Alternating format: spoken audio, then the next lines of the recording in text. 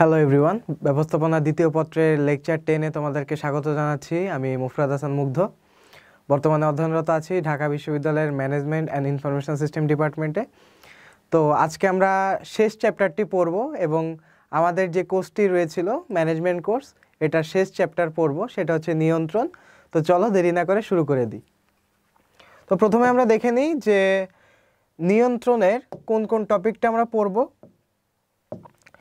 নিয়ন্ত্রণ এটা management second পার্টের শেষ অধ্যায় এবং এই চ্যাপ্টারটা সৃজনশীলের জন্য অনেক গুরুত্বপূর্ণ একটা অধ্যায় এবং এটা সবশেষ অর্থাৎ লাস্ট একটা অধ্যায়।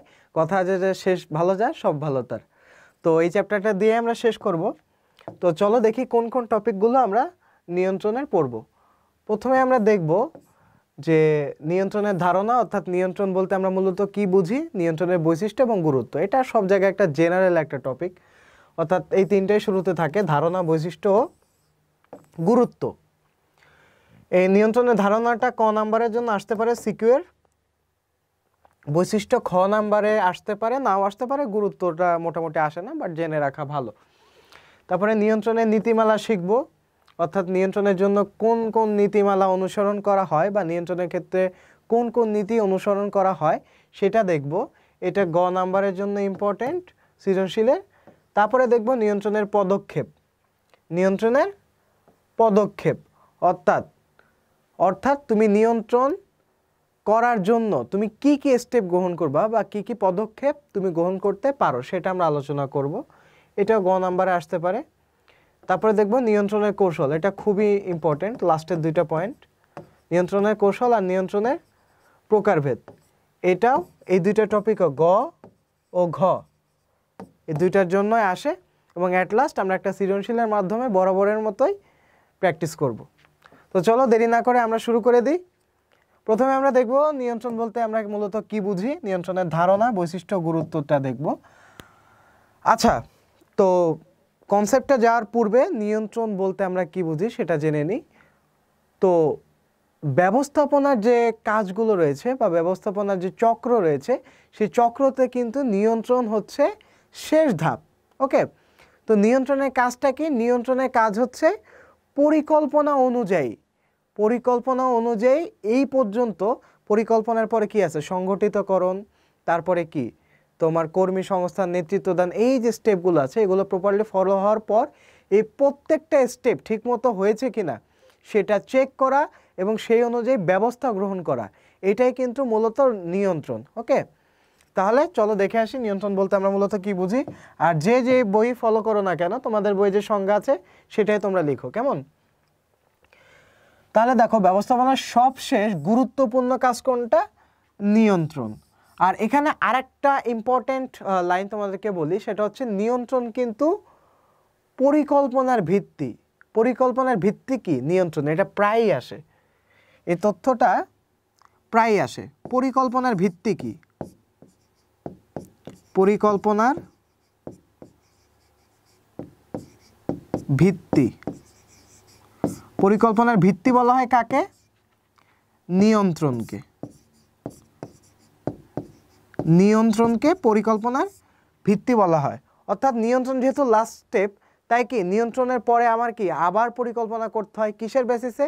নিয়ন্ত্রণে আমি কিভাবে নিয়ন্ত্রণ করেছি, অর্থাৎ কিভাবে কাজগুলো আমি নিয়ন্ত্রণ করেছি বা কী কী স্টেপ গ্রহণ করেছি, এটার উপর ডিপেন্ড করে কিন্তু আমি আবার কি করি? পরিকল্পনা প্রণয়ন করি। তাই নিয়ন্ত্রণকে পরিকল্পনার কি বলা হয়? ভিত্তি বলা হয় কিন্তু। ওকে, আচ্ছা, তাহলে চলো দেখে আসি কি বলা আছে। যে প্রাতিষ্ঠানিক জগতে নিয়ন্ত্রণ বলতে কি বোঝানো হয়? যে প্রতিষ্ঠানের লক্ষ্য পরিকল্পনা অনুযায়ী কাজগুলো সম্পাদিত হচ্ছে কিনা তা নিশ্চিত করার জন্য কার্যফল পরিমাপ করা। অর্থাৎ আমি যে প্রিভিয়াস স্টেপগুলোতে যেসব পদ্ধতি অ্যাপ্লাই করেছি সেগুলো ঠিকঠাক মতো হয়েছে কিনা সেটার ফলাফলটা আমার পরিমাপ করতে হবে, যে আমার টার্গেট ছিল কতটুকু আর এটার ফলাফল হয়েছে কতটুকু, এটা পরিমাপ করতে হবে। এবং পরিমাপ করে কোনো যদি আমি বিচ্যুতি পাই, অর্থাৎ পরিমাপ করে যদি কোনো আমি ত্রুটি পাই বা বিচ্যুতি পাই, তাহলে তার সংশোধনমূলক ব্যবস্থা গ্রহণ করাকে নিয়ন্ত্রণ বলে। তার মানে আমরা দুইটা পয়েন্ট মনে রাখবো। কয়টা পয়েন্ট? দুইটা পয়েন্ট মনে রাখবো। একটা হচ্ছে কার্যফল পরিমাপ করা আর দ্বিতীয়টা হচ্ছে সংশোধনমূলক ব্যবস্থা গ্রহণ করা। এই দুইটা যদি তোমরা মনে রাখতে পারো তাহলে নিয়ন্ত্রণের সংজ্ঞা তোমরা ইজিলি দিতে পারবে। ওকে, তো এখানে আমরা একটা প্রসেস দেখতে পাচ্ছি। এই প্রসেস অর্থাৎ এটা হচ্ছে নিয়ন্ত্রণের প্রসেস। দেখো, নিয়ন্ত্রণের ক্ষেত্রে প্রথম স্টেপ কি? একটা মান নির্ধারণ করা। কি নির্ধারণ করা? একটা মান নির্ধারণ করা। তারপরে দেখব যে সম্পাদিত কাজের পরিমাপ। তারপরে আমরা সম্পাদিত কাজের পরিমাপ করব। প্রথমে একটা মান নির্ধারণ করব যে আমার কাজটা এই স্ট্যান্ডার্ড বা এই মানের হতে হবে। তারপরে সেই মান অনুযায়ী কাজটা হয়েছে কিনা সেটা আমরা কি করব? পরিমাপ করব। তারপরে পরিকল্পনা বা মানের সাথে সম্পাদিত কাজের তুলনা করব। তারপরে আমরা কম্পেয়ার করব যে আমার মান কতটুকু সেট করেছিলাম এবং সেই মান অনুযায়ী কতটুকু আমার কাজটা হয়েছে সেটা তুলনা করব। তারপর তুলনা করে যদি আমরা ত্রুটি পাই তাহলে সেই ত্রুটির কারণ নির্ধারণ করব এবং সেই কারণ নির্ধারণ করার পর আমরা সেই অনুযায়ী সংশোধনমূলক ব্যবস্থা গ্রহণ করব। ওকে, তাহলে দেখো ফার্স্ট স্টেপ কোনটা? মান নির্ধারণ করা। ফার্স্ট স্টেপ কোনটা? মান নির্ধারণ করা। আর লাস্ট স্টেপ কোনটা?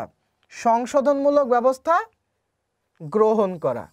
তাহলে প্রথমে মান নির্ধারণ করব, তারপরে পরিমাপ করব, তারপরে তুলনা করব, তারপরে সেই অনুযায়ী ব্যবস্থা গ্রহণ করব এবং লাস্টে কি করব?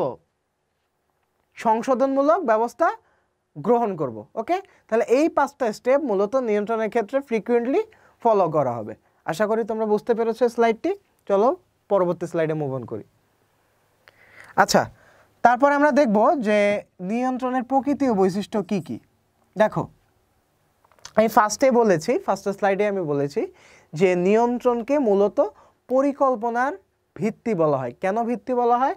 কারণ নিয়ন্ত্রণের উপর ভিত্তি করে পরবর্তী পরিকল্পনাটা আমরা কি করি? আবার প্রণয়ন করি। তাই দেখো, নিয়ন্ত্রণ মূলত কিসের অনুসরণ করবে? পরিকল্পনার অনুসরণ করবে। কারণ কি? কারণ ব্যবস্থাপনার যেসব কাজগুলো রয়েছে সেই কাজগুলো শুরুই হবে কিসের মাধ্যমে? পরিকল্পনার মাধ্যমে। এবং নিয়ন্ত্রণের মাধ্যমে কি হবে? শেষ হবে। তাই নিয়ন্ত্রণ সবসময় পরিকল্পনাকে ফলো করে। সেকেন্ড বৈশিষ্ট্য কোনটা? কার্য পরিমাপ করা। অর্থাৎ পরিকল্পনার নির্ধারিত যে মান বা স্ট্যান্ডার্ড ছিল সেই অনুযায়ী বিভিন্ন বিভাগ ও ব্যক্তির কাজ পরিমাপ করার জন্য নিয়ন্ত্রণ কৌশলের দরকার হয়। অর্থাৎ পরিকল্পনা আমি যে মানটা সেট করে দিয়েছিলাম সেই মান অনুযায়ী কাজটা হচ্ছে কিনা সেই কাজটার পরিমাপ করার জন্য আমার কিন্তু নিয়ন্ত্রণের দরকার হয়। তাই পরিমাপ করাটাও কিন্তু নিয়ন্ত্রণের একটা গুরুত্বপূর্ণ বৈশিষ্ট্য। আশা করি তোমরা বুঝেছো। তো চলো নেক্সট স্লাইডে মুভ অন করি। তারপরে হচ্ছে ত্রুটি বিচ্যুতি দেখা। অর্থাৎ নিয়ন্ত্রণের আরেকটা গুরুত্বপূর্ণ বৈশিষ্ট্য হচ্ছে আমার নির্ধারিত মানের সাথে আমার যে কাজটা সম্পাদিত হয়েছে সেটা তুলনা করার পর আমি যে ত্রুটি বিচ্যুতি পাই সেটাও কিন্তু নিয়ন্ত্রণের একটা অন্যতম বৈশিষ্ট্য। অর্থাৎ পূর্ব নির্ধারিত মানের সাথে সম্পাদিত কাজের মিল আছে কিনা তা অনুসন্ধান করে দেখাটা নিয়ন্ত্রণের অন্যতম একটা প্রকৃতি বা বৈশিষ্ট্য। তারপরে বিচ্যুতির কারণ নির্ণয়। অর্থাৎ কি কারণে এই বিচ্যুতিটা হলো? ধরো আমার টার্গেট ছিল আমি আজকের মধ্যে 5000 প্রোডাক্ট আমি উৎপাদন করব, কিন্তু দেখা গেল আমি 3000 প্রোডাক্ট উৎপাদন করতে পারলাম। কারণ কি? কারণ আমি অনুসন্ধান করে জানতে পারলাম যে আমার 2 ঘন্টা প্রতিষ্ঠানে কারেন্ট ছিল না। এই কারেন্ট না থাকার কারণে আমি যন্ত্রপাতি চালু করতে পারিনি এবং যন্ত্রপাতি চালু করতে না পারার কারণে আমার 2000 প্রোডাকশন বাধাগ্রস্ত হয়। তাহলে এটা ত্রুটি বিচ্যুতি কি নির্ণয় করলাম? কারণ হচ্ছে লোডশেডিং। তাহলে লোডশেডিং এর প্রতিকার হিসেবে আমরা কি ইউজ করতে পারি? জেনারেটর। আমি আমার প্রতিষ্ঠানে জেনারেটর আনলাম, তাহলে আমার কর্মঘণ্টা নষ্ট হচ্ছে না, প্রোডাক্টিভিটিও তোমার কি আপ টু দ্য মার্ক থাকছে। তাহলে কি করতে হবে? বিচ্যুতির কারণটা নির্ণয় করতে হবে অবশ্যই। এটা নিয়ন্ত্রণের অন্যতম একটা বৈশিষ্ট্য। তারপরে সংশোধনমূলক ব্যবস্থা। ওই যে আমরা কি করলাম, আমরা একটা জেনারেটর বসালাম, এটা কিন্তু একটা সংশোধনমূলক ব্যবস্থা, এটাও নিয়ন্ত্রণের অন্যতম একটা বৈশিষ্ট্য। তারপর হচ্ছে অব্যাহত কার্য। অর্থাৎ প্রতিষ্ঠানের সব কাজের সাথে মিল রেখে নিয়ন্ত্রণে যে সংশোধনমূলক ব্যবস্থাটা গ্রহণ করা হয় এটা কিন্তু একটা কনস্ট্যান্ট একটা সাইকেল। অর্থাৎ এটা চলতেই থাকবে। প্রথমে মান নির্ধারণ করব, সেই মান অনুযায়ী কাজটাকে পরিমাপ করব এবং ত্রুটি বিচ্যুতি থাকলে সেটা সংশোধন করে দিব। এটা কিন্তু একটা তোমার কি অব্যাহত একটা প্রক্রিয়া বলা যায়। ওকে, এটাও নিয়ন্ত্রণের একটা বৈশিষ্ট্য।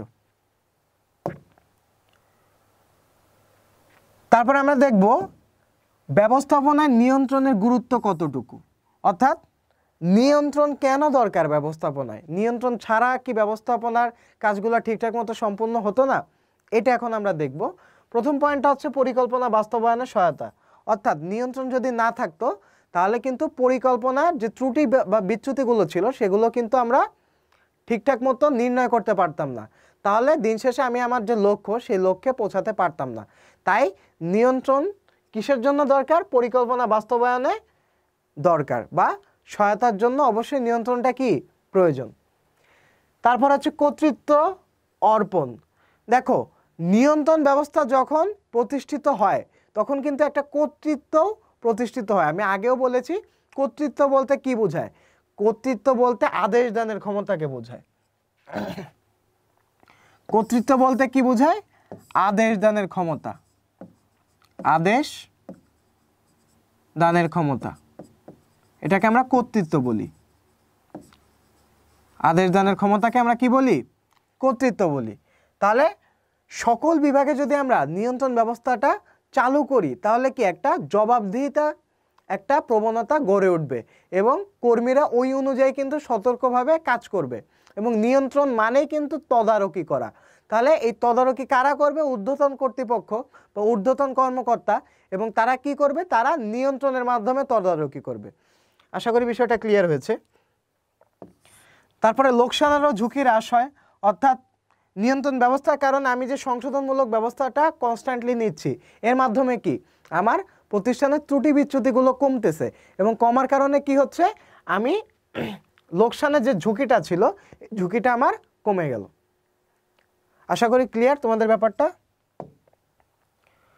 তারপরে আসি, তারপরে যে পয়েন্টটা দেওয়া আছে সেটা হচ্ছে সমস্যার কারণ চিহ্নিতকরণ, অর্থাৎ নিয়ন্ত্রণের জন্যই কিন্তু আমার কোথায় কি সমস্যা রয়েছে এই কারণটা আমরা চিহ্নিত করি। তারপর হচ্ছে ক্ষমতার বিকেন্দ্রীকরণ, অর্থাৎ বিকেন্দ্রীকরণ মানে কি, ক্ষমতাটা ছড়ায় দেওয়া, অর্থাৎ ক্ষমতাটা কিছুটা অধস্তনদের হাতে ছেড়ে দেওয়া। আর কেন্দ্রীকরণ মানে কি, নিজের হাতে ক্ষমতাটা কি ধরে রাখা। আচ্ছা, তাহলে দেখো, উত্তম নিয়ন্ত্রণ কৌশল যদি প্রতিষ্ঠিত হয় প্রতিষ্ঠানে, তাহলে প্রতিষ্ঠানের সকল স্তরে কি হয়, ক্ষমতা কেন্দ্রীভূত করে রাখার প্রয়োজন পড়ে না। এক্ষেত্রে কি হয়, ক্ষমতার অপব্যবহার এবং অযোগ্য ব্যবহার কমানো যায় এবং ক্ষমতার বিকেন্দ্রীকরণ সম্ভব হয়। অর্থাৎ নিয়ন্ত্রণ ব্যবস্থা যদি প্রচলিত থাকে তাহলে কর্মীদের মধ্যে এক ধরনের জবাবদিহি করার প্রক্রিয়া সৃষ্টি হয় এবং তাদের কাজের ক্ষেত্রে একটা সিরিয়াসনেস আসে। তো এই সিরিয়াসনেস আসার কারণে কি, ঊর্ধ্বতন কর্তৃপক্ষ কিছু ক্ষমতা কর্মীদের হাতেও ছেড়ে দেয়। এই ছেড়ে দেওয়ার ফলে কি হয়, ক্ষমতার অপব্যবহারটা কমে এবং কর্মীরা বেশি বেশি করে কি কাজ করতে পছন্দ করে। তাহলে এটা হচ্ছে ক্ষমতার বিকেন্দ্রীকরণ। তারপরে নিয়ন্ত্রণের কারণে কি, সমন্বয় সাধনেও সহায়তা হয়, অর্থাৎ বিভিন্ন বিভাগ ও কর্মীর মাধ্যমে কি একটা কাজের সমন্বয় সৃষ্টি হয়। ওকে, তারপর আমরা দেখব নিয়ন্ত্রণের নীতিমালা, অর্থাৎ নিয়ন্ত্রণের ক্ষেত্রে আমরা কোন কোন নীতিগুলো অনুসরণ করে চলি বা নিয়ন্ত্রণের ক্ষেত্রে কোন কোন নীতিমালা রয়েছে। প্রথমেই যে নীতির কথা এখানে উল্লেখ আছে সেটা হচ্ছে উদ্দেশ্য বাস্তবায়নের নীতি, অর্থাৎ নিয়ন্ত্রণের ক্ষেত্রে উদ্দেশ্য বাস্তবায়নের নীতি অনুসরণ করা হয়। উদ্দেশ্য বাস্তবায়নের নীতিটা কি, আমার যে কোনো কিছু একটা নির্দিষ্ট লক্ষ্যকে ঘিরে পরিচালিত হবে বা একটা লক্ষ্য কেন্দ্রিক হবে, অর্থাৎ একটা নির্দিষ্ট উদ্দেশ্য কেন্দ্রিক হবে, এবং সেই বেসিসে আমি কি করব, আমার নিয়ন্ত্রণ কৌশল বা নিয়ন্ত্রণ কার্যক্রম পরিচালনা করব। তাহলে চলো দেখি কি লেখা আছে। একটা প্রতিষ্ঠান দেখো বিশেষ লক্ষ্যকে কেন্দ্র করে পরিকল্পনা প্রণয়ন করে, এবং পরিকল্পনা প্রণয়ন করার জন্য কি করা হয়, নিয়ন্ত্রণের মাধ্যমে কার্যকর করা না হলে মূল উদ্দেশ্য বাস্তবায়ন করা হবে না, অর্থাৎ অবশ্যই নিয়ন্ত্রণের মাধ্যমে কার্যকর করতে হবে। আশা করি ব্যাপারটা ক্লিয়ার তোমাদের। তারপরে হচ্ছে দক্ষতার নীতি, অর্থাৎ নির্ধারিত মানের সাথে, অর্থাৎ যেই মানটা আমার সেট করা ছিল ওই মানের সাথে যদি ত্রুটি বা বিচ্যুতি নিরূপণ করা হয় তাহলে সেটা অবশ্যই ব্যয় সাশ্রয়ী হতে হবে। কি হতে হবে? ব্যয় সাশ্রয়ী হতে হবে এবং পরে তা সংশোধনের ব্যবস্থা নিতে হবে। নিয়ন্ত্রণ খরচ অবশ্যই স্বল্প হওয়া প্রয়োজন এবং বিষয়টিতে অবশ্যই সুনিয়ন্ত্রণের পরিচয় থাকতে হবে। অর্থাৎ আমার যে সমস্যাটা রয়েছে সেই সমস্যাটা আমি যখন নিরূপণ করলাম এবং সেই নিরূপণ করতে যে আমার যদি অনেক টাকা খরচ হয়ে যায় তাহলে কিন্তু আমার নিয়ন্ত্রণের যে উদ্দেশ্যটা সেটা কিন্তু ব্যাহত হবে বা আমার পরবর্তী পরিকল্পনা প্রণয়নে একটা কি দেখা দিবে? বাধা দেখা দিবে। তাই নিয়ন্ত্রণ কৌশল নির্ণয় করার পূর্বে আমার অবশ্যই এটা খেয়াল রাখতে হবে যেন আমার এই নিয়ন্ত্রণ ব্যয়টা অবশ্যই কি হয়? ব্যয় সাশ্রয়ী হয়। ওকে, অর্থাৎ খরচটা কমায় রাখতে হবে। তারপর হচ্ছে সরলতার নীতি, অর্থাৎ নিয়ন্ত্রণ কৌশল যেটা আমরা প্রণয়ন করব বা যেভাবে আমরা নিয়ন্ত্রণ করি না কেন সেটা যেন অবশ্যই সরল হয়। নিয়ন্ত্রণ কৌশল যদি জটিল হয় বা নিয়ন্ত্রণ প্রক্রিয়া যদি জটিল হয় তাহলে কিন্তু তোমার পরবর্তী পরিকল্পনা প্রণয়নে জটিলতা দেখা দিবে এবং মূলত সব ব্যবস্থাপনার যে প্রক্রিয়াটা, সামগ্রিক প্রক্রিয়াটা কি হবে? তোমার বাধাগ্রস্ত হবে। আশা করি ব্যাপারটা ক্লিয়ার। তারপর হচ্ছে দায়িত্ব অর্পণের নীতি, অর্থাৎ যখন একটা পরিকল্পনা প্রণয়ন করা হয় তখন নিয়ন্ত্রণ সংশ্লিষ্ট নির্বাহীকে তার দায়িত্ব অর্পণ করা হয় এবং এই যে দায়িত্বটা অর্পণ করা হয় এই কারণে কি হয়? এই নির্বাহীর দায়িত্ব পালনে তৎপরতা বৃদ্ধি পায় এবং এই তৎপরতা বৃদ্ধি পাওয়ার ফলে কি হয়? নিয়ন্ত্রণের ফলাফল ভালো হয়। এটা হচ্ছে দায়িত্ব অর্পণ নীতি। অর্থাৎ একজন নির্বাহীকে আমি নিয়ন্ত্রণের সম্পূর্ণ ক্ষমতা তার হাতে দিব এবং এই ক্ষমতাটা দেওয়ার ফলে সে নিজের থেকে একটা ফিল করবে যে না, আমাকে যেহেতু নিয়ন্ত্রণের দায়িত্বটি দেওয়া হয়েছে তা আমি নিজে থেকে কর্মতৎপরতার সাথে এই দায়িত্বটি পালন করব। এটাই মূলত তোমার দায়িত্ব অর্পণের নীতি। ওকে, তারপর আর একটা হচ্ছে পরিকল্পনার সাথে সম্পৃক্ততার নীতি, অর্থাৎ পরিকল্পনার যে উদ্দেশ্যটা রয়েছে সেটা কিভাবে নিরূপিত হবে সেটা সাথে তোমার নিয়ন্ত্রণে একটা সম্পৃক্ততা থাকতে হবে এবং নিয়ন্ত্রণকে অবশ্যই কি অনুসরণ করতে হবে? পরিকল্পনা অনুসরণ করতে হবে। পরিকল্পনা থাকলে একটা, কিন্তু নিয়ন্ত্রণ কৌশল ব্যবহার করা হলো আর একটা, সেক্ষেত্রে কিন্তু একটা বিশৃঙ্খলা দেখা দিবে। এই জন্য আমাকে কোন নীতি অনুসরণ করতে হবে? পরিকল্পনার সাথে সম্পৃক্ততার নীতি বা রিলেটেডনেস উইথ প্ল্যানিং। ওকে, তাহলে দেখো এখানে কি বলা আছে যে পরিকল্পনার সাথে উদ্দেশ্য কিভাবে অর্জিত হবে তার রূপরেখাটা মূলত কি থাকে? লিখিত থাকে এবং সে কারণে নিয়ন্ত্রণকে অবশ্যই কি অনুসরণ করতে হবে? পরিকল্পনা অনুসরণ করতে হবে এবং এই নীতিটার নাম কি? এই নীতিটার নামই তোমার সম্পৃক্ততার নীতি। ওকে, আশা করি ক্লিয়ার। এখন আমরা দেখব নিয়ন্ত্রণের পদক্ষেপ বা প্রক্রিয়া। এটা গ নাম্বারে আসতে পারে, নিয়ন্ত্রণের পদক্ষেপ বা প্রক্রিয়া। দেখো নিয়ন্ত্রণের প্রথম কাজ কি? নিয়ন্ত্রণ আমরা কোন কাজের মাধ্যমে শুরু করব? এটা প্রথমে একটা গ্রাফ দিয়ে আমি দেখিয়েছিলাম, এখন আর একটা গ্রাফ দিয়ে দেখাচ্ছি। এটা হচ্ছে নিয়ন্ত্রণের প্রথম যে স্টেপটা সেটা হচ্ছে মান নির্ধারণ। অর্থাৎ আমি একটা নির্দিষ্ট মান সেট করে দিব যে এই উইকে আমার এতগুলো চিপসের প্যাকেট প্রোডাকশন হওয়া চাই। ধরো আমার চিপসের কোম্পানি আছে, আমি এক উইকের মধ্যে টার্গেট দিলাম যে 500 প্যাকেট চিপস আমার উৎপাদন হওয়া চাই। এটা হচ্ছে মান নির্ধারণ করা। তাহলে ফার্স্ট স্টেপ কি? মান নির্ধারণ করা। তারপরে আমি দেখব যে আমার কতটুকু কাজ সম্পাদন করা হয়েছে, অর্থাৎ আমার সম্পাদিত কাজের পরিমাপ করব। এটা হচ্ছে সেকেন্ড স্টেপ। অর্থাৎ আমি দেখলাম যে আমার সম্পাদিত হয়েছে 400 প্যাকেট চিপস, 400 প্যাকেট উৎপাদিত হয়েছে। এখন আমি তুলনা করব যে আমার মান কতটুক ছিল? 500 প্যাকেট ছিল, উৎপাদিত হয়েছে কত প্যাকেট? 400 প্যাকেট। এটা তুলনা করা, এটা হচ্ছে থার্ড স্টেপ। তারপর হচ্ছে কারণ নির্ধারণ করব। এই যে 100 প্যাকেটের গ্যাপ আছে, 100 প্যাকেটের প্রোডাকশন কেন হলো না সেই কারণটা আমরা নির্ণয় করব। এটা হচ্ছে ফোর্থ স্টেপ। এবং এই কারণ নির্ণয় করার পরে আমি দেখব যে 100 প্যাকেট যে উৎপাদন হলো না এটার কারণ কি এবং কোন সমাধানের মাধ্যমে আমি এই সমস্যাটা কি করতে পারি, দূর করতে পারি। অর্থাৎ ফিফথ স্টেপ কি, তোমার সংশোধনমূলক ব্যবস্থা গ্রহণ করা, এটা হচ্ছে তোমার লাস্ট স্টেপ। তাহলে 4 নম্বরের স্টেপ কি, বিচ্যুতির কারণ নির্ণয় করা এবং লাস্টে সংশোধনমূলক ব্যবস্থা গ্রহণ করা। আশা করি নিয়ন্ত্রণের পদক্ষেপ তোমাদের ক্লিয়ার হয়েছে। এখন আমরা দেখব কোন কোন পদ্ধতির মাধ্যমে নিয়ন্ত্রণ করা যায় বা নিয়ন্ত্রণের কৌশলগুলো কি কি। নিয়ন্ত্রণের কৌশলের মধ্যে সবথেকে জনপ্রিয় যে কৌশলটা রয়েছে এটা হচ্ছে বাজেটীয় পদ্ধতির নিয়ন্ত্রণ। আর বাজেট কাকে বলে, পরিকল্পনার সংখ্যাত্মক প্রকাশই হচ্ছে বাজেট। কারণ বাজেটের নাম তোমরা শুনেছো যে বাজেট পাস হয়, বাংলাদেশের এত থেকে এত অর্থ বছরে এত টাকা বাজেট ধরা হয়েছে। তো বাজেট মূলত তোমার কোন কোন খাতে কি খরচ হবে এটার একটা ডিটেলস অর্থাৎ সংখ্যাত্মক একটা প্রকাশ। তাহলে দেখো নিয়ন্ত্রণের সবথেকে জনপ্রিয় কৌশল কোনটা, হচ্ছে বাজেটের মাধ্যমে নিয়ন্ত্রণ। এটা এমসিকিউর জন্য আসতে পারে।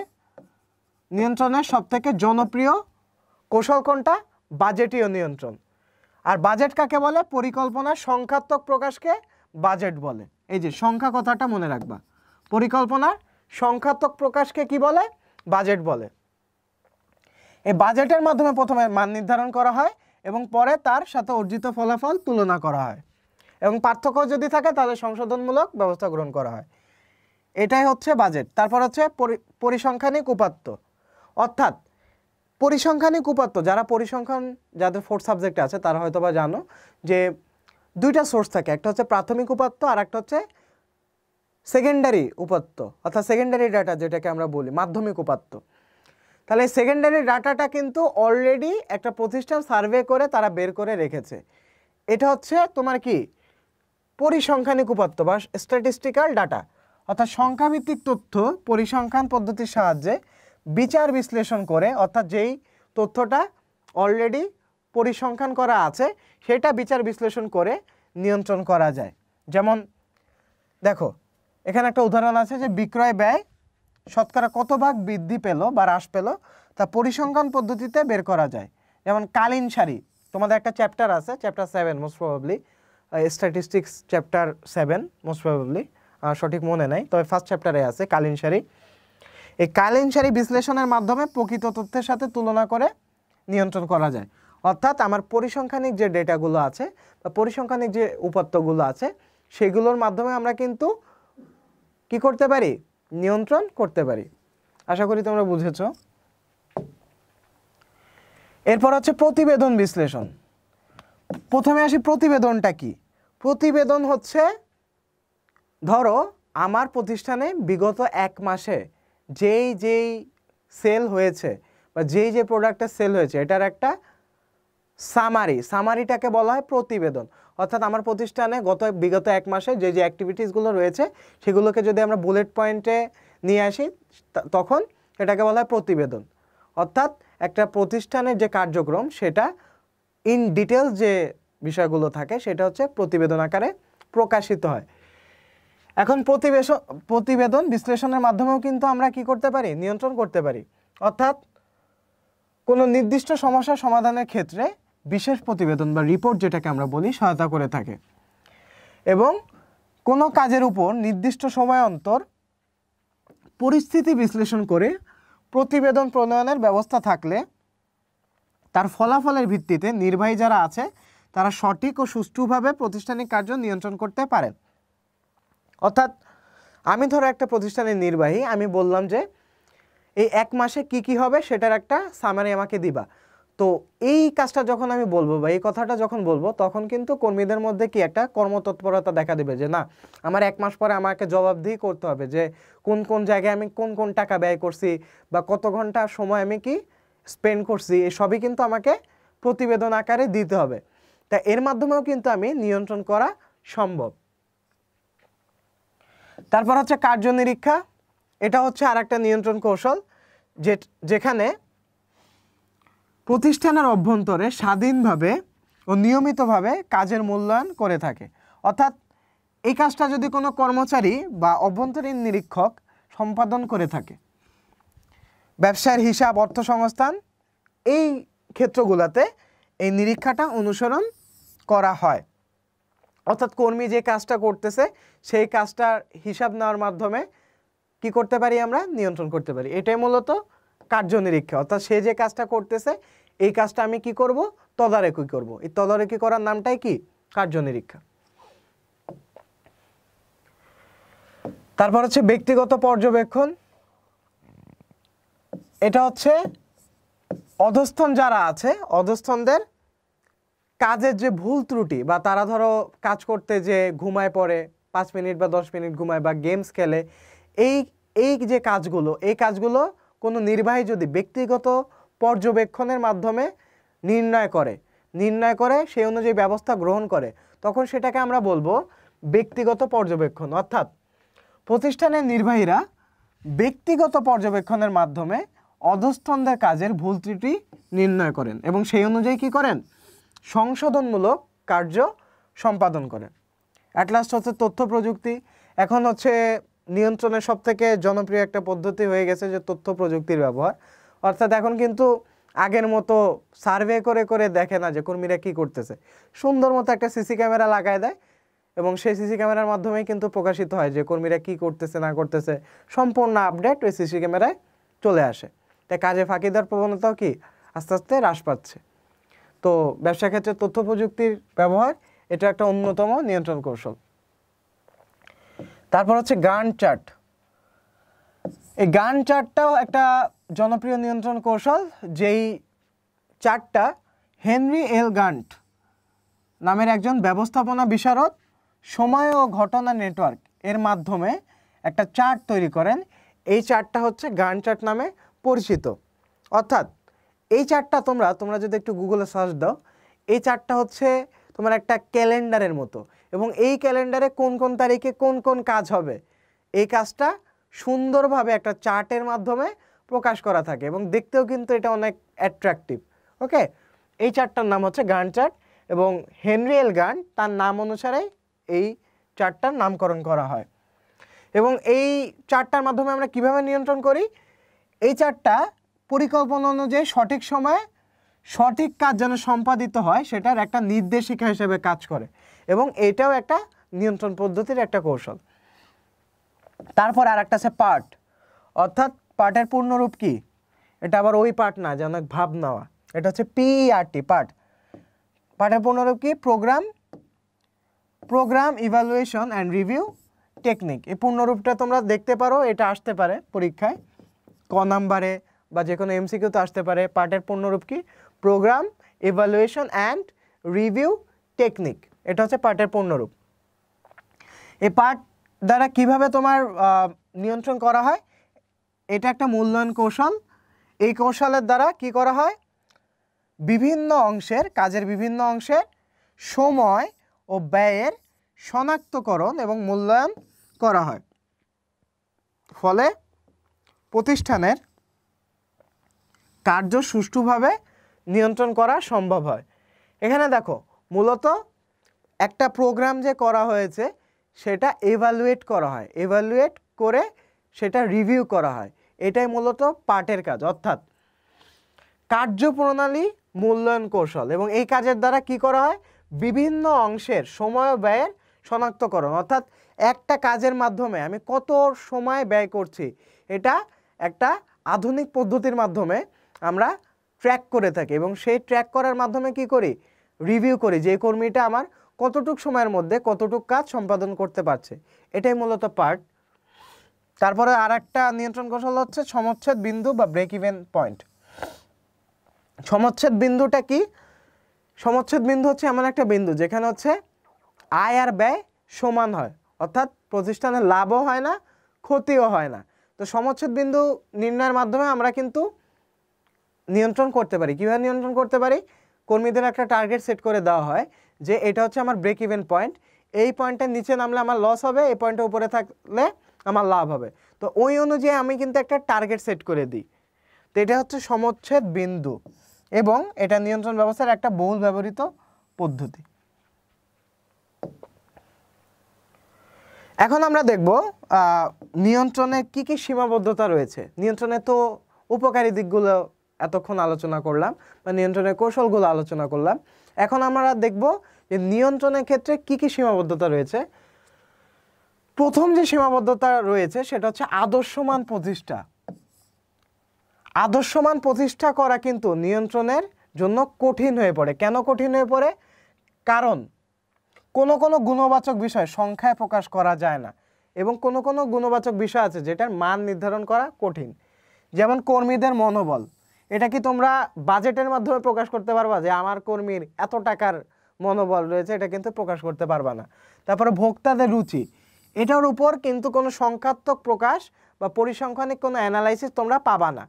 ঠিক আছে, তো এটা কথাই বলা হয়েছে যে সবসময় তুমি আদর্শমান প্রতিষ্ঠা করতে পারবা না। কিছু কিছু গুণবাচক বিষয় রয়েছে যেগুলোর উপর আমরা কি করতে পারবো না, আদর্শমান প্রতিষ্ঠা করতে পারবো না। তারপরে মান নির্ণয়ের ত্রুটি, অর্থাৎ যে মানটা আমরা নির্ধারণ করব দেখা গেল ওই মানটা এনাফ ছিল না, ওই মানটা নির্ধারণে ভুল হয়েছে, বা এর থেকে কম মান নির্ধারণ করা উচিত ছিল, বা এর থেকে বেশি মান নির্ধারণ করা উচিত ছিল। তো এই মান নির্ধারণে যদি আমার ভুল করা হয় তাহলে কিন্তু পুরো নিয়ন্ত্রণ প্রক্রিয়া কি হয়, ফেল করা হয়। তাই মান নির্ণয়ের ত্রুটি কিন্তু একটা বড় ধরনের সীমাবদ্ধতা। তারপরে সর্বশেষ তথ্য প্রাপ্তির সমস্যা, এটা একটা বড় সমস্যা। ধরো আমি নিয়ন্ত্রণ কৌশল সেট করব, কিন্তু আমি যে আমার লেটেস্ট যে অ্যাক্টিভিটি সেটা কিন্তু মিস করেছি, অর্থাৎ সর্বশেষ যে তথ্যটা ছিল সেটা কোনো মতে মিস করে গিয়েছি। তো এই মিস করার ফলে কি হবে, আমি বাজারের যে লেটেস্ট যে পরিস্থিতি সেটা রিড করতে ব্যর্থ হলাম, এবং এই ব্যর্থতার কারণে কিন্তু আমি আমার পরিকল্পনা প্রণয়নেও ব্যর্থ হব। আলটিমেটলি কিন্তু পুরো ব্যবস্থাপনা প্রক্রিয়া একটা কি হয়ে যাবে, একটা গোঁজামিল লেগে যাবে। তাই সর্বশেষ তথ্য প্রাপ্তির একটা সমস্যা দেখা দেয়। তারপরে সঠিক মনোযোগের অভাব, অর্থাৎ নিয়ন্ত্রণের যে পদ্ধতিগুলো রয়েছে সেই পদ্ধতি যদি ঠিকঠাক মতো মনোযোগ দিয়ে অ্যাপ্লাই না করা হয় তাহলে কিন্তু এই নিয়ন্ত্রণ পদ্ধতিটা কি হবে না, কার্যকর হবে না। অর্থাৎ উৎপাদনের ক্ষেত্রে কোনো শ্রমিক প্রত্যাশিত 10টি পণ্যের স্থলে 12টি পণ্য উৎপাদন করলো, এক্ষেত্রে উৎপাদিত পণ্যের সংখ্যা হিসাব করলেই হবে না, তার গুণগত মান সঠিক আছে কিনা সেদিকেও মনোযোগ দিতে হবে। অর্থাৎ আমার টার্গেট ছিল 10টা কিন্তু আমার কর্মী আরও 2টা বেশি করছে, সেক্ষেত্রে আমি খুশি হয়ে গদগদ হয়ে তাকে পুরস্কার দিয়ে দিলাম, কিন্তু দেখা গেল সে তাড়াহুড়া করে 12টা করছে, এবং যে 12টা করছে ওটা অ্যাকচুয়ালি কাজের কাজ কিছুই হয় নাই, অকাজের ঢেকি হয়েছে। ওকে, আবার 6টা দেখা গেল নতুন করে উৎপাদন করা লাগতেছে।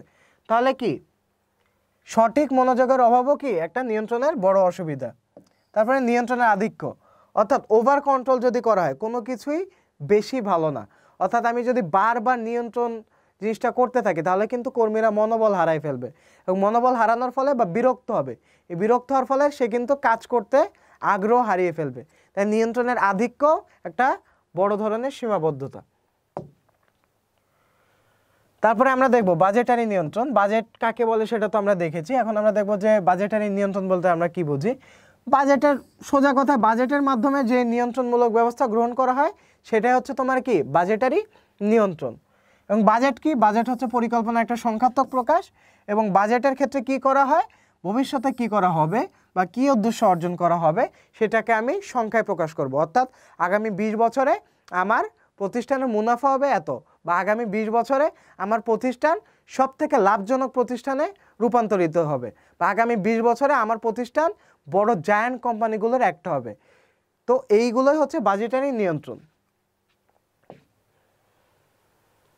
তারপরে আমরা দেখব বিভিন্ন প্রকার নিয়ন্ত্রণ ব্যবস্থা। প্রথমে আসি আমলাতান্ত্রিক নিয়ন্ত্রণ, অর্থাৎ যেই নিয়ন্ত্রণ ব্যবস্থায় কর্মীদের আনুগত্য নিশ্চিত করার জন্য অনেক নিয়মকানুন নির্ধারণ করে দেওয়া হয় এবং কর্মীদের অবশ্যই সেই নিয়মকানুনগুলো মেনে চলতে হয়, সেই ধরনের নিয়ন্ত্রণ ব্যবস্থাকে বলি আমরা আমলাতান্ত্রিক নিয়ন্ত্রণ। অর্থাৎ এই ধরনের নিয়ন্ত্রণে আমার কর্মীদের সেই নিয়ম নীতিগুলো অবশ্যই বাধ্যতামূলকভাবে কি করতে হবে, মেনে চলতে হবে। এবং আইন কানুন কারা তৈরি করে, অবশ্যই উপরের পর্যায়ে থেকে তৈরি করা হয় এবং কর্মীদের সেটা অনুসরণ করার জন্য নির্দেশ দেওয়া হয়। এবং এই ক্ষেত্রে নিয়ন্ত্রণ ব্যবস্থায় কর্মীদের কোনো অংশগ্রহণের সুযোগ থাকে না, অর্থাৎ উপর থেকে তাদের নিয়ন্ত্রণ ব্যবস্থাটা সেট করে দেওয়া হয় এবং এক্ষেত্রে কর্মীরা অংশগ্রহণের সুযোগ পায় না। তারপর হচ্ছে কৌশলগত নিয়ন্ত্রণ, অর্থাৎ বিভিন্ন কৌশল প্রয়োগ করে নিয়ন্ত্রণের যে বিভিন্ন কৌশল আমরা দেখেছিলাম, বাজেটারি নিয়ন্ত্রণ, পার্ট, গান চার্ট, এই কৌশল গ্রহণ করে যখন আমরা নিয়ন্ত্রণ করব তখন সেটাকে কৌশলগত নিয়ন্ত্রণ বলবো। এবং দেখো কি বলা আছে যে বাস্তবায়িত কৌশল কতটুকু পরিমাণে প্রতিষ্ঠানের কৌশলিক লক্ষ্য অর্জন করতে সক্ষম হয়েছে তা দেখার জন্য কৌশলগত নিয়ন্ত্রণ ব্যবস্থার ব্যবহার করা হয়। একটা প্রতিষ্ঠানের সাংগঠনিক কাঠামো, নেতৃত্ব, প্রযুক্তি, উৎপাদন ব্যবস্থার কোনো একটা লক্ষ্য অর্জনে বাধা সৃষ্টি করেছে এটা যদি দেখা যায় তাহলে সেক্ষেত্রে আমরা কৌশলগত নিয়ন্ত্রণের মাধ্যমে সেটা সেট করব। আশা করি তোমরা ক্লিয়ার ব্যাপারটা। তারপর হচ্ছে কার্যভিত্তিক নিয়ন্ত্রণ, অর্থাৎ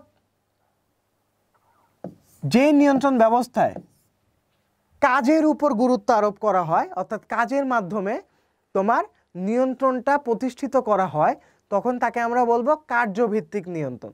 তাহলে চলো দেখি এখানে কি বলা আছে যে একটা প্রতিষ্ঠানে বিভিন্ন বিভাগ বিভিন্ন কার্য সম্পাদন করে থাকে। ওকে, তারপরে এই সকল কার্য সম্পাদনের উপর গুরুত্ব আরোপ করে যে নিয়ন্ত্রণ ব্যবস্থা নেওয়া হয় তাকে কার্যভিত্তিক নিয়ন্ত্রণ বলে। অর্থাৎ যে সকল কাজ রয়েছে সেই কাজের উপর ভিত্তি করে যখন নিয়ন্ত্রণ করব তখন সেটাকে কার্যভিত্তিক নিয়ন্ত্রণ বলবো। আর উৎপাদন নিয়ন্ত্রণ, অর্থাৎ উৎপাদন প্রক্রিয়া পরিচালনার জন্য যে ধরনের নিয়ন্ত্রণ ব্যবস্থা আমরা গ্রহণ করি সেটা হচ্ছে উৎপাদন নিয়ন্ত্রণ। আর্থিক নিয়ন্ত্রণ কি? আমার অর্থের যে ব্যয় হচ্ছে বা আয় হচ্ছে সেইটার একটা নিয়ন্ত্রণ ব্যবস্থা, অর্থাৎ অর্থের খরচ কমিয়ে আনা এবং আয়টাকে সঠিকভাবে বন্টন করা বা ভবিষ্যতের জন্য সেভ করা, এটা হচ্ছে আর্থিক নিয়ন্ত্রণ। আচ্ছা, তো এই মূলত আমরা নিয়ন্ত্রণ চ্যাপ্টারে যে টপিকগুলো ছিল বা যে কনসেপ্টগুলো তোমাদের ক্লিয়ার থাকা দরকার ছিল সেটা আলোচনা শেষ। এখন তোমরা যে সৃজনশীলটা দেখছো সেটা একটা স্ক্রিনশট নাও। ওকে, তো স্ক্রিনশট নেওয়া হলে এই সৃজনশীলটা তোমরা বাসায় বসে ঘড়ি ধরে প্র্যাকটিস করবা। আমি বরাবর বলে আসছি, লাস্ট ক্লাসে আবারও বলছি যে এই সৃজনশীলটা তোমরা টাইম ধরে লিখবা এবং 20 মিনিটের মধ্যে লেখাটা কমপ্লিট করবা। এবং ব্যবস্থাপনার ক্ষেত্রে তুমি যদি জিপিএ 5 কনফার্ম করতে চাও বা ব্যবস্থাপনায় যদি ভালো করতে চাও তাহলে তোমার দুইটা টেকনিক মেনটেন করতে হবে। দেখো, আমরা কিন্তু নর্মালি পরীক্ষার আগের রাতে পড়ে থাকি, অর্থাৎ পরীক্ষার আগের রাতে অনেক প্রেশার নিয়ে পেইন নিয়ে পড়ে থাকি। আমরা তো মানে নর্মালি এই মাইন্ডসেটটা আমাদের মাথায় থাকে যে ম্যানেজমেন্ট তো ইজি একটা সাবজেক্ট, কোনো মতে পরীক্ষার আগে দেখে গেলেই হয়েছে। তো এটা করতে যে আমরা মারাত্মক একটা ভুল করি, আমাদের কনসেপ্টটাই ক্লিয়ার হয় না। যেমন ধরো ম্যাট্রিক্স সংগঠন কি বা সরলরৈখিক সংগঠন কি, এই দুইটার কনসেপ্টই আমার ক্লিয়ার না, আমি একটা জায়গায় আর একটা লিখে দিয়েছিলাম, তাহলে কিন্তু আমি মার্কস পাবো না। তাহলে ম্যানেজমেন্টের ক্ষেত্রে তুমি ডেইলি কিছু করে পড়ো। আমি বলছি না যে তোমার ডেইলি 5 থেকে 6 ঘন্টা তোমার ম্যানেজমেন্টে দেওয়া লাগবে, তুমি ডেইলি আধা ঘন্টা করে পড়ো, দুইটা বই একসাথে নিয়ে বসো, তোমার কলেজ থেকে সাজেস্টেড যে বইটা আর একটা বই রাখো, কারণ দুইটা বই রাখা ভালো। ইন্টারমিডিয়েট স্টুডেন্টের জন্য, বিশেষ করে কমার্স স্টুডেন্টের জন্য তুমি যদি একটা বইয়ের উপর নির্ভর করে বসে থাকো তাহলে কিন্তু আলটিমেটলি তুমি ভালো রেজাল্ট করতে পারবে না। যে কোনো দুইটা বই নিবা, কমনগুলো লেখার দরকার নেই, আনকমন যে তথ্যটা যেটা দুইটা বইয়ে পাবা ওটা সুন্দর মতো নোট করে লিখবা। ওকে, আর সৃজনশীলটা সময় ধরে কমপ্লিট করবা। কমার্সের স্টুডেন্টদের ভালো করার ক্ষেত্রে এটা খুবই বড় একটা চ্যালেঞ্জ যে 60টা সৃজনশীল এটা টাইম ধরে টাইম মেনটেন করে সুন্দর মতো লিখবা সময়ের সাথে।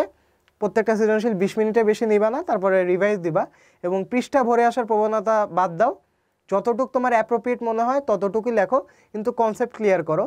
ক খ গ ঘ চারটা পয়েন্ট দিয়ে লেখো। ঘ 4টা পয়েন্ট, গ 3টা পয়েন্ট, খ 2টা পয়েন্ট, ক 1টা পয়েন্ট। এবং এমসিকিউর জন্য বেশি বেশি প্র্যাকটিস করো। বোর্ডের যে টেস্ট পেপার আছে সেটা বেশি বেশি প্র্যাকটিস করো, তাহলে দেখবা ইনশাল্লাহ ম্যানেজমেন্টে তোমাদের সর্বোচ্চ মার্কস আসবে। তো আজকে ক্লাস এই পর্যন্তই। এই ক্লাসে তোমাদের আর বলতে পারছি না যে নেক্সট ক্লাসে দেখা হবে। তো তোমাদের সাথে এটা একটা খুবই ভালো জার্নি ছিল। তো আশা করি অন্য যে কোনো কোর্সে তোমাদের সাথে হয়তোবা দেখা হবে।